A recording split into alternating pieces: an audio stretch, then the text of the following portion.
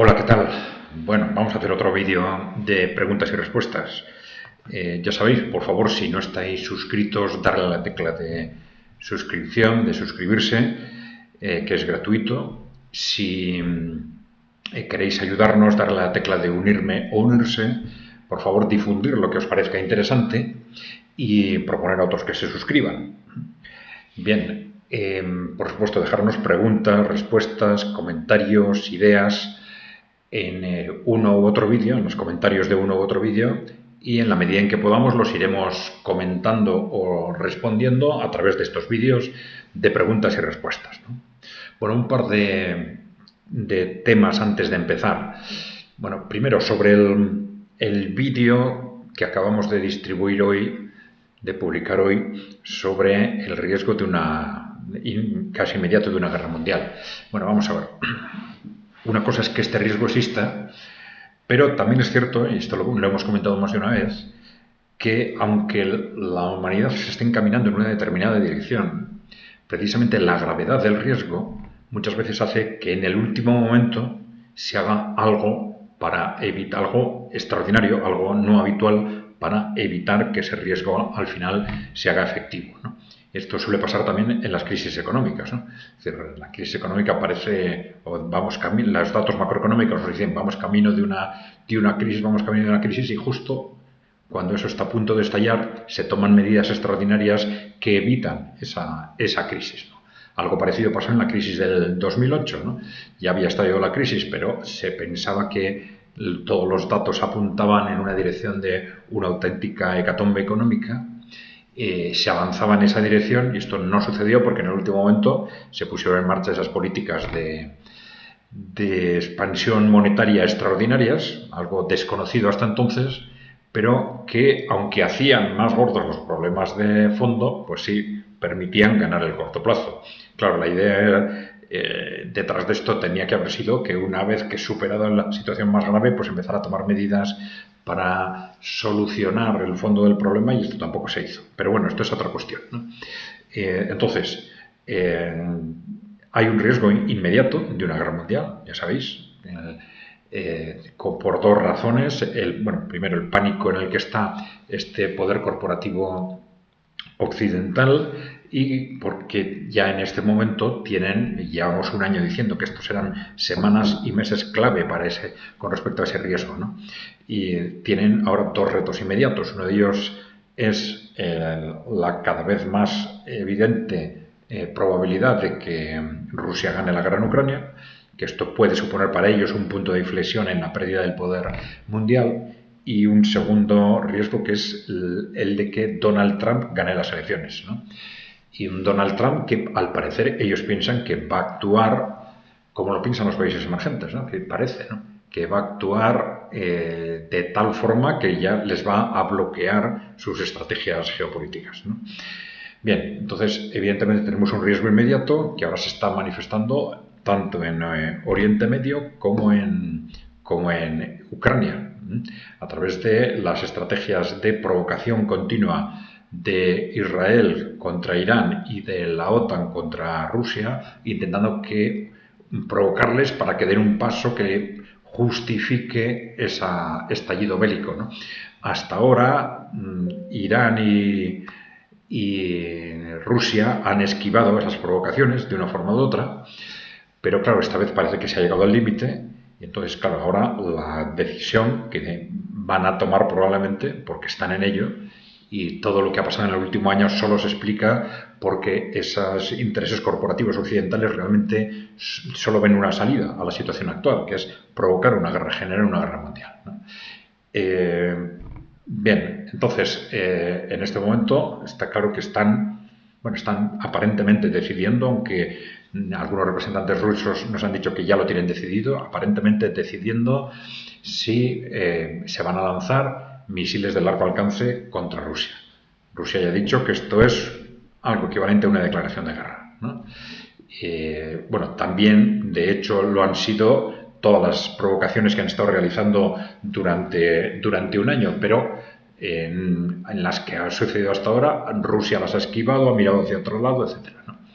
Entonces ya estamos en una situación límite, y y probablemente si estos interlocutores rusos tienen razón, pues parece que la decisión ya está tomada, es una cuestión de días, ¿no? Bien, vamos a ver. Entonces ya he dicho que en el último momento, pues siempre hay que pensar que ante una barbaridad como esta, pues que se haga algo para evitar que eso suceda, ¿no? Pero claro, no podemos fiarnos de eso. Es decir, es algo tan tremendo que todos los seres humanos y sobre todo los occidentales, ¿no? Los europeos y norteamericanos, europeos y estadounidenses, si se quiere, tenemos una responsabilidad especial para movernos ya, movernos, organizarnos.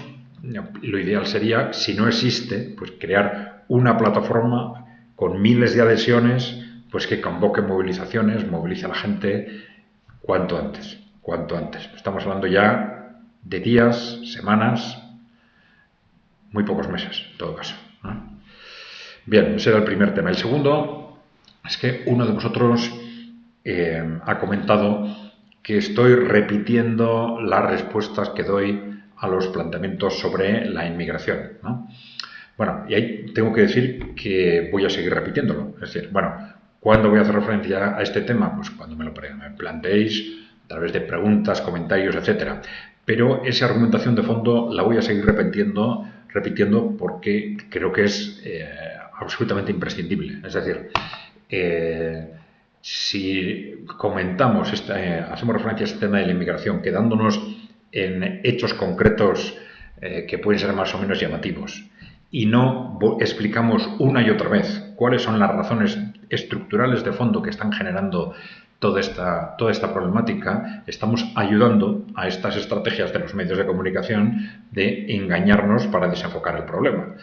Como nos están engañando durante 30 años intentando vendernos el proceso migratorio como si fuera algo de solidaridad, cuando ya hemos dicho que no tiene absolutamente nada que ver con nada de solidaridad, sino que, otra vez, es un proceso, primero, de explotación masiva de mano de obra y, segundo, de un intento de división y manipulación para el control social, ¿no?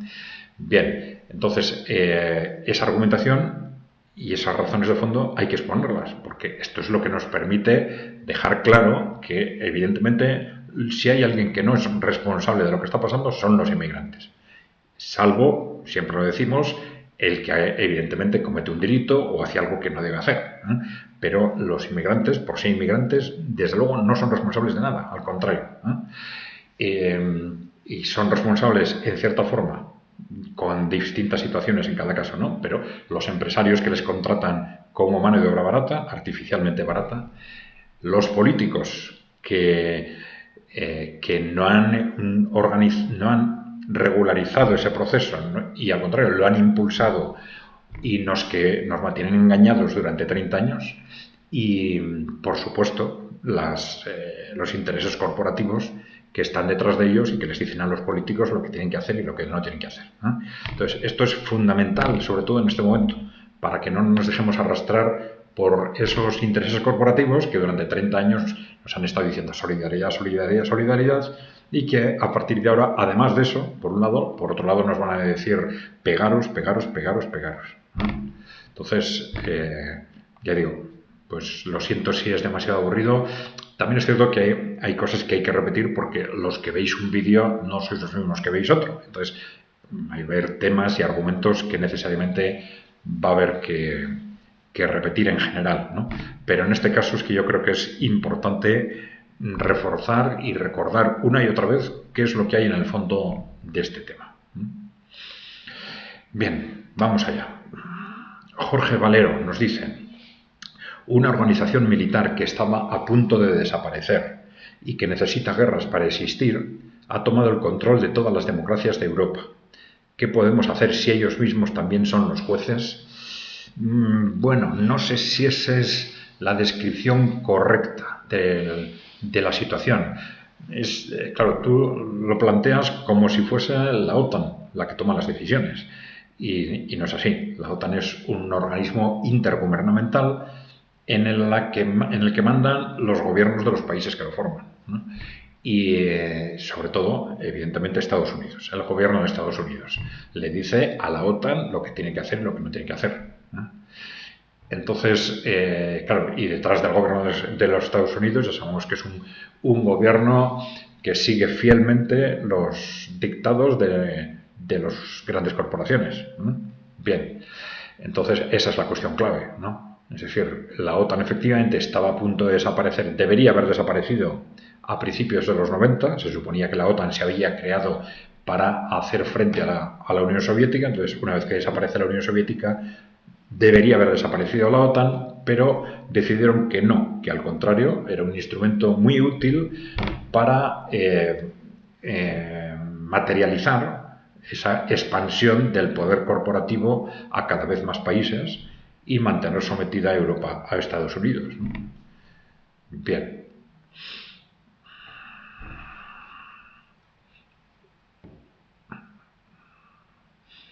¿La OTAN necesita guerras para existir? Sí, claro, pero claro, la OTAN no se le va a permitir hacer nada que sea contradictorio con los intereses, con esos intereses corporativos occidentales, claro.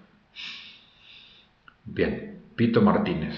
Bueno, también dices que ha tomado el control de todas las democracias de Europa. Sí, bueno, la OTAN es uno de los instrumentos, ¿no? La OTAN ha sido importantísima a efectos de crear pues, redes de espionaje durante la Guerra Fría, redes de sabotaje. Acordaros de la famosa Red Gladio, que durante la Guerra Fría pues, organizó pues, asesinatos, sabotajes, colaboración o impulso de determinadas redes terroristas, etcétera, ¿no? Bien, es una parte del control de las democracias en Europa, porque también los servicios de inteligencia norteamericanos directamente pues, tienen un papel, los servicios de inteligencia de occidentales, ¿no? El sometimiento de Alemania a Estados Unidos. Bueno, hay muchos factores. El poder corporativo que controla los medios de comunicación. Bueno, hay distintos instrumentos, ¿no? Bien. A ver, Pito Martínez nos dice: me gustaría que estuvieras pendiente de las elecciones en Puerto Rico, ya que se están robando las elecciones, negando el voto a los residentes y dándolo a los no residentes. Pues no conozco mucho del tema, pero casi es mejor que nos des tú alguna información al respecto o apúntanos alguna fuente que te parezca fiable, ¿eh? Venga, Luis Gay nos dice: supongo que todos queremos saber cuán cerca estamos de una guerra nuclear. Gracias. Bueno, lo hemos explicado en un vídeo hoy mismo, ¿no? Lamentablemente, muy cerca porque ya hemos dicho, una guerra entre países nucleares, entre países con armas nucleares, es un riesgo inmediato de guerra. Es decir, cualquiera de esos países que se sienta amenazado por la otra parte, como consecuencia de esa guerra, pues va a terminar utilizando armas nucleares y además es que ni nos vamos a enterar. Eso va a ser cosa de, en el momento en que a alguien le entre el miedo por el resultado de esa guerra, pues puede ser cosa de minutos, ¿no? Bien, y el riesgo de guerra mundial yo creo que es evidente, pero no ahora, ya desde hace tiempo, ¿no? El problema es repito, esa situación de pánico en la que está la élite corporativa occidental, que es la que realmente toma las decisiones. Porque claro, estos políticos que están 4 años en el poder y luego se van, por sí mismos, ninguno va a tomar la decisión de meter al país en una guerra mundial por una pelea entre países o por determinados intereses económicos. No lo van a hacer. Pero esos intereses corporativos sí. Esos intereses corporativos que llevan generaciones controlando y destruyendo el mundo y en las últimas generaciones también Europa y Estados Unidos, y ahora que ven en peligro su poder, estos son los realmente peligrosos. Bien. Ángel Luna: a menudo has profundizado en la inmigración, pero el posmofeminismo y la manipulación de minorías sexuales solo se han esbozado. ¿Podrías desarrollarlos algo más? Sí, bueno, ya lo hemos hecho anteriormente, ¿no? Vamos a ver, apunto. Bueno, pero vamos a ver un par de pinceladas, ¿no? En el caso de bueno, en general, en el posmocapitalismo, entendido el posmocapitalismo como, digamos, la vertiente sociocultural del periodo neoliberal que se inicia fundamentalmente a partir de la Guerra Fría. Entonces es cuando las grandes corporaciones occidentales dicen ya no tenemos enemigos, ha desaparecido la Unión Soviética, ¿no? Ahora podemos hacer con el mundo y con Occidente lo que queramos. Y dentro de ese hacer lo que queramos está en el ámbito económico el neoliberalismo y en el ámbito sociocultural el posmocapitalismo, ¿no? Bien, dentro de ese posmocapitalismo hay un elemento fundamental, ¿no?, que a nosotros nos costó asimilar, pero que es muy evidente a medida que vas viendo documentación del conjunto de la Guerra Fría, que es estos objetivos de los intereses corporativos de reducción de la natalidad. Bien, entonces dentro de esos mecanismos de reducción de la natalidad, ellos introducen como instrumentos la ideología de género, el tema de las minorías sexuales y su versión, digamos, de la emancipación de la mujer, lo que hemos llamado el posmofeminismo. Bien, entonces la manipulación de las minorías sexuales se basa en manipular, siempre utilizan realidades sociales y necesidades sociales reales, concretas, para manipularlas en sus intereses, ¿no? En el caso de las minorías sexuales está claro que Occidente tenía pendiente un reto de respeto, ¿no?, a esas minorías, ¿no? Bien, pero entonces hay ese, digamos, no voy a decir movimiento, pero esa tendencia hacia un mayor respeto de las minorías sexuales es manipulada para generar una especie de movimiento ideológico alrededor de ella que con un impacto sociocultural cada vez mayor. Y dentro de esas políticas de cuestionamiento, pues, de la familia, etcétera. Algo que a nosotros se nos hizo difícil de comprender, ya digo, hasta que vimos claramente en estos documentos de la Guerra Fría, pues el informe Rockefeller, el informe Kissinger, informes del propio gobierno de Estados Unidos, donde claramente se hace referencia a estos movimientos como instrumentos para la reducción de la natalidad, ¿no? Y no porque consideraran que esto era bueno socialmente, ¿no?, sino que claramente lo dicen que es como un instrumento para hacer daño a las sociedades. Lo plantean primero con respecto a los países que no controlan y dicen, para debilitar esos países vamos a utilizar la ideología de género, la manipulación de minorías sexuales y la emancipación de la mujer. Y hablan de la incorporación masiva de la mujer al mercado de trabajo, los derechos reproductivos, el aborto, etcétera, etcétera, ¿no? Pero claro, independientemente de que todos esos pasos tengan una función social, ellos no lo plantean por la función social, sino que expresamente reconocen que son instrumentos para reducir la natalidad, ¿no? Algo absolutamente bárbaro, ¿no? Bien, entonces, en los dos casos tenemos, en el posmofeminismo y en la manipulación de minorías sexuales, tenemos retos sociales reales, digamos, la emancipación, el proceso de emancipación de la mujer por un lado y el respeto a las minorías sexuales por el otro, retos sociales reales, y luego tenemos la manipulación corporativa de los mismos, que sería el posmofeminismo en un caso y esa manipulación a través de lo que luego se llamó el movimiento LGTBI, etcétera, etcétera, ¿no? ¿Vale?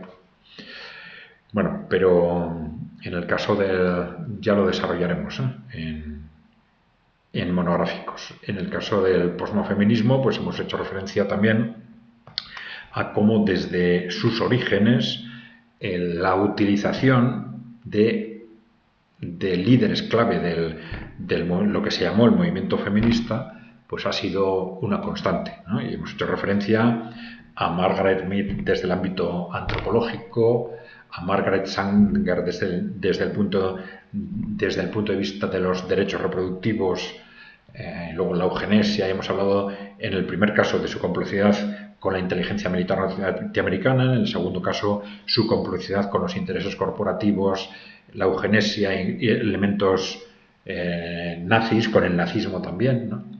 Y luego el caso, ahora no me viene el nombre, de esta líder del feminismo norteamericano que ella misma reconoció que estaba al servicio de la CIA. No me viene ahora el nombre, pero bueno, ha sido durante décadas la referencia fundamental del feminismo norteamericano, ¿no?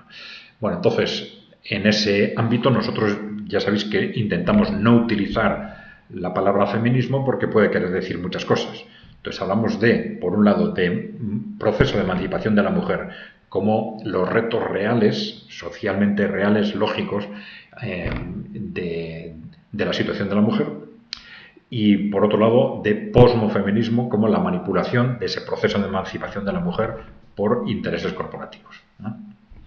Bien, pero bueno, efectivamente lo vamos a explicar más detalladamente en un par de vídeos. A ver, Ocaso Occidental nos dice: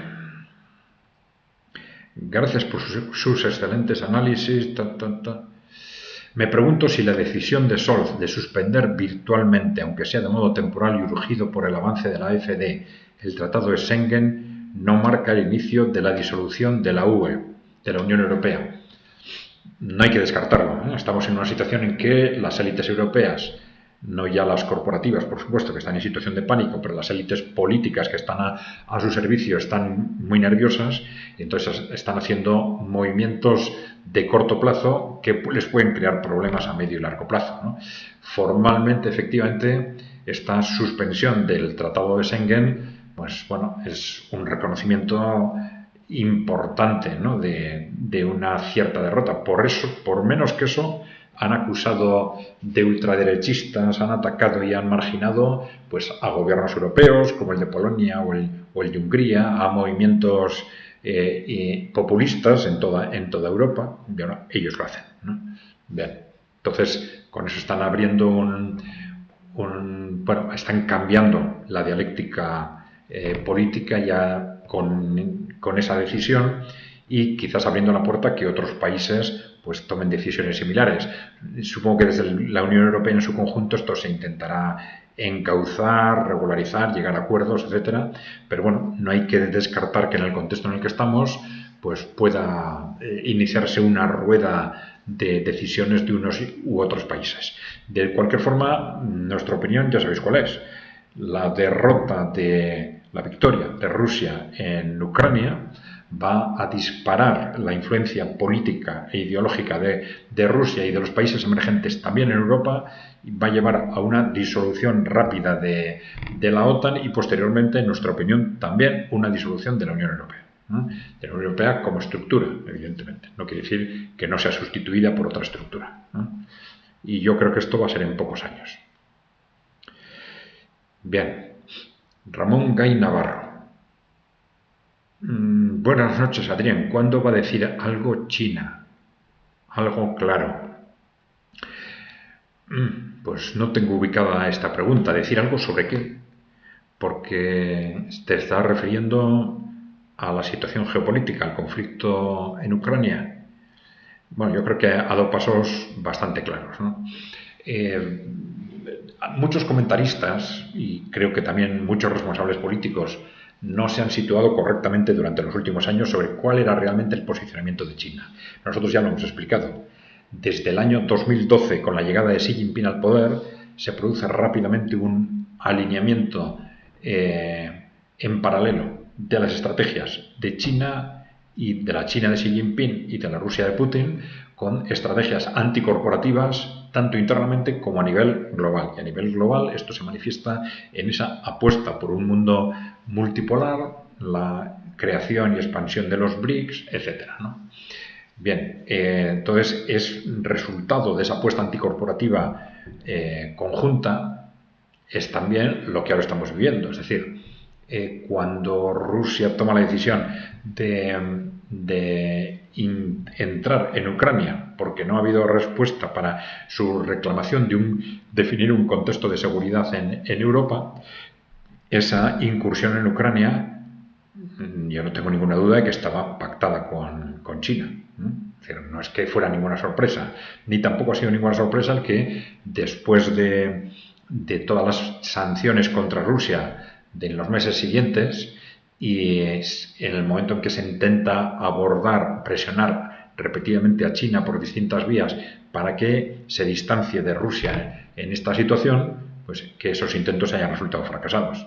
La alianza entre Rusia y China es muy firme por razones ideológicas y por razones estratégicas, en el sentido de que los dos no solo tienen esas estrategias comunes anticorporativas internas y externas, sino que además, por una cuestión de supervivencia, China sabe que si mira hacia otro lado mientras someten a Rusia, ellos van a ser los siguientes, y Rusia sabe que si mira hacia otro lado mientras someten a China, ellos van a ser los siguientes. Es decir, esto hace esa alianza, digamos, prácticamente indestructible, ¿no? Y yo creo que lo que está sucediendo en ese contexto, pues hay que interpretarlo a partir de ahí. China, pues, tiene una diplomacia, tiene una dependencia importante con respecto a las exportaciones al exterior, a los países occidentales también, y va a intentar defender esto, va a intentar, dentro de lo posible, no enfrentarse, mantener las relaciones mejores posibles, pero si le intentan obligar a modificar su posicionamiento estratégico, no lo va a hacer. No lo va a hacer. Esto lo tienen perfectamente claro. Bien, no sé si cuando hablas de que China, cuando va a decir algo China, si te refieres a alguna otra cosa, pero dínoslo por favor si es así. Teresa Martínez Arias nos dice, sobre reducir el consumo de energías, que comiencen los yanquis, que ellos solos consumen como 100 países juntos. Bueno, esto es cierto, consumen muchísimo, ¿no? Tienen coches que consumen mucho y además los utilizan en grandes desplazamientos, ¿no? Habitualmente. Bien. Bueno. Sí, bueno, yo creo que este es un tema clave, ¿no? Tenemos unos gobiernos disparatados en Europa fundamentalmente, y en nuestro entorno tenemos responsables políticos que están haciendo referencias bárbaras alrededor de este tema. Parten de una serie de dogmas alrededor del cambio climático científicamente absolutamente discutibles, y entonces nos dicen barbaridades como que, bueno, como para el 2050 tenemos que llegar a toda costa a emisiones cero, pues, y como las energías renovables no dan para más que para un 10% de ese objetivo, el resto lo tenemos que conseguir reduciendo el consumo. O sea, que mandándonos a la pobreza directamente, ¿no? Y se atreven a decir estas cosas públicamente, ¿no? Es algo absolutamente bárbaro y, pues bueno, consecuencia de una clase política, pues bueno, yo diría desquiciada, ¿no? Y que con un nivel técnico y estratégico cada vez más bajo y con una dependencia corporativa cada vez mayor, ¿no? Bien. Gloria García dice, Margaret Mead está hablando de una de estas, digamos, protolíderes, iniciales del feminismo, que decíamos que fue muy utilizada por la inteligencia militar norteamericana, ¿no? Dice Gloria García que escribió, y es más conocida por ello, efectivamente, Adolescencia, Sexo y Cultura en Samoa. Por tanto, no resulta pertinente la corrección hecha a Zelaya. Quien hizo su principal trabajo de campo en la Astrobrian fue Malinowski. Bueno, no creo que era una corrección que me hacían a mí, creo que era una corrección a otro comentario. Yo no sé si mencioné las Islas Samoa, yo creo que hablé del Pacífico, Islas del Pacífico. Pero efectivamente fue utilizada por la inteligencia militar para sus objetivos en estas Islas del Pacífico. Bien.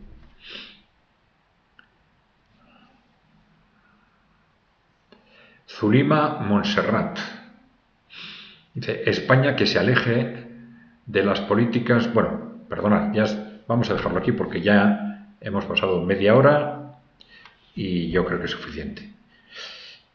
Bien, bueno, ya sabéis, por favor, si no estáis suscritos, darle a la tecla de suscribirse, que es gratuito. Si queréis ayudarnos, darle a la tecla de unirme o unirse, difundir, por favor, la información que os parezca interesante, proponer a otros que se suscriban, dejarnos preguntas, comentarios, ideas, propuestas y las iremos tratando o analizando en la medida en que podamos a través de estos vídeos de preguntas y respuestas.